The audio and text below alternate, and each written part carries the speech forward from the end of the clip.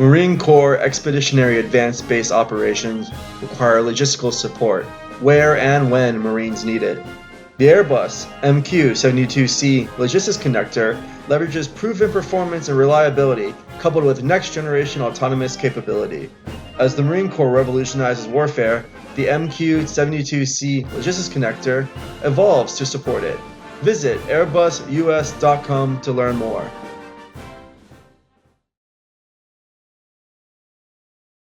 Hey Scuttlebutt listeners and Scuttlebutt viewers, thank you for joining us.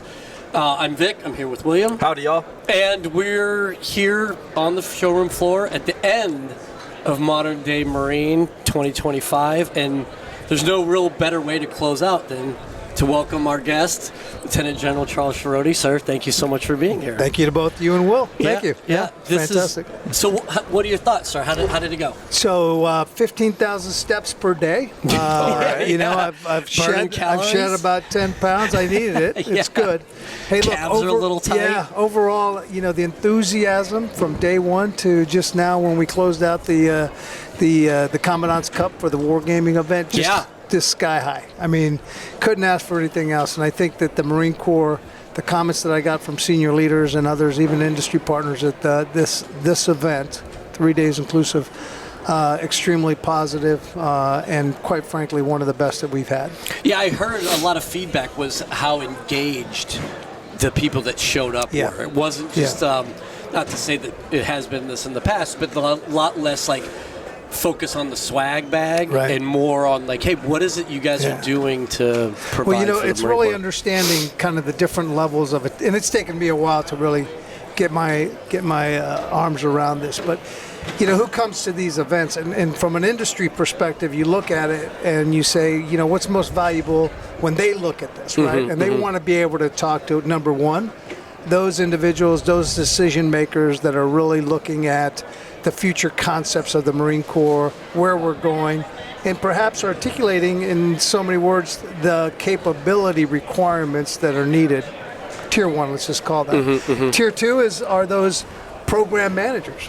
You know, the program managers who actually have the authority to execute on the vision and concepts that have been approved by the Commandant and the executive branch of the Marine Corps.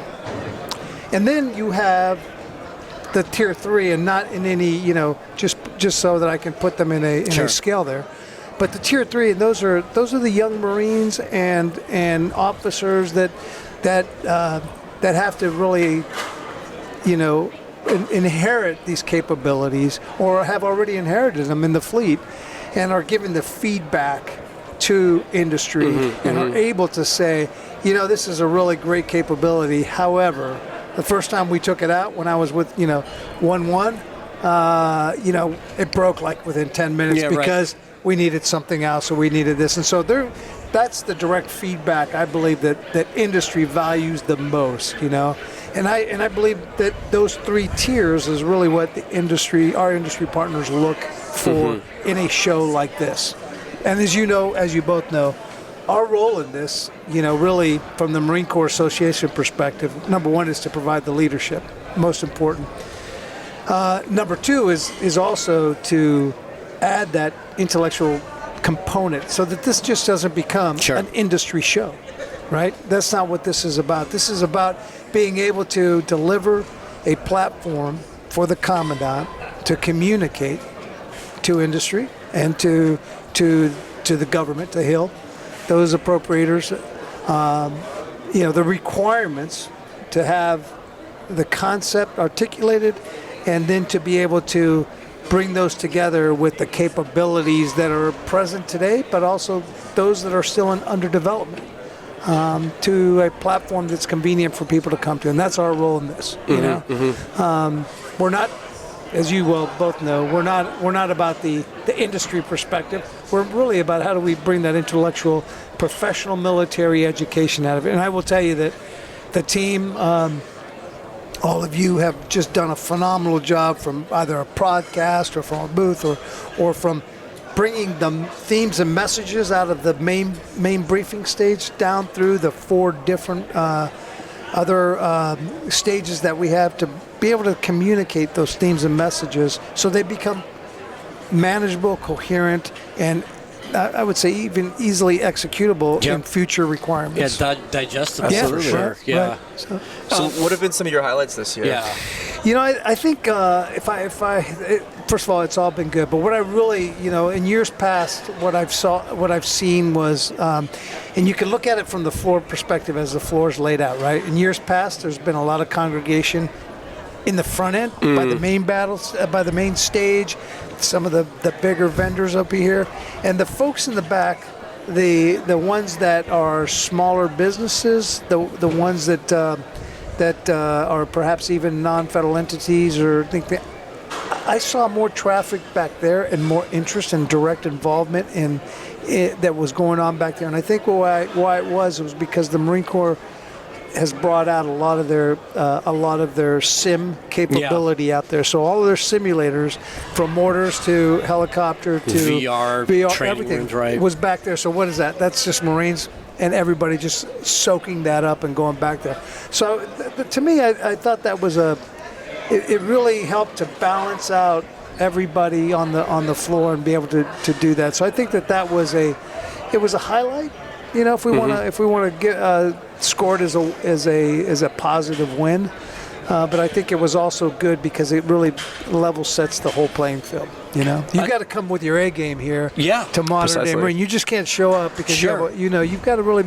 The Marines are, and the audience is very selective in what they do over the time that they spend with us. And I think that even goes for our guest speakers. I was listening to some of the questions that were being fielded, even to like the commandant. There's no half-stepping. Folks here want to know, and they're going to ask some of the tough questions. I think it was, and everyone had it was like you said, sir, we really sort of cultivated an air of focusing on the intellectual benefits of this expo instead of just and gear. This is a place where really, you can answer your intellectual curiosity, so to speak. I've got a question about where the commandant's going with force design, or I have a question why you're what is this Marine attack drone team that you're fielding? What is it? And you heard it. I mean, that discussion on the drones and where we're going with that was probably.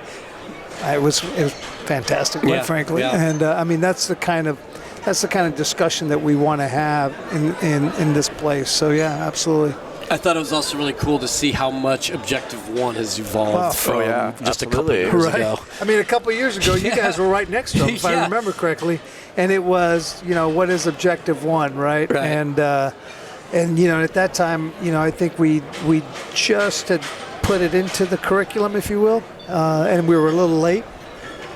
But this year, after almost a full year of running, they've been able to scale it and ultimately bring it down to this afternoon to when we were able to award the cup. And it answers, again, I think it answers a demand that's out there. And young Marines, the young generation want this. They want to be able to. It's something that they're passionate about, and I think that your boss, in fact, Colonel Woodbridge thought it, and I think it's a fantastic idea. So it's great. Yeah. Well, sir, do you have any other closing thoughts?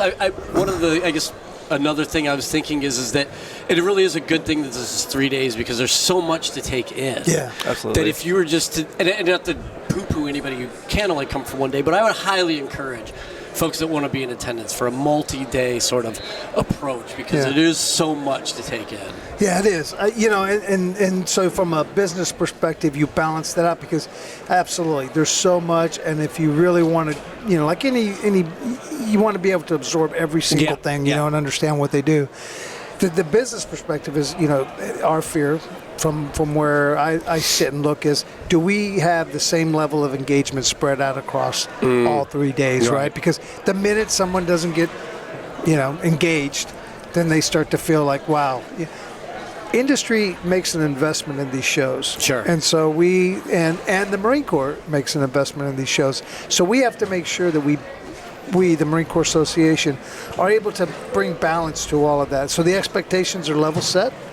They understand, who can be there, and then we're working very carefully to choreograph, that kind of that balance across the attendees and everything, and that's important, I think, because you don't want to have a show one day where you may have good day 1 and day 3, fantastic.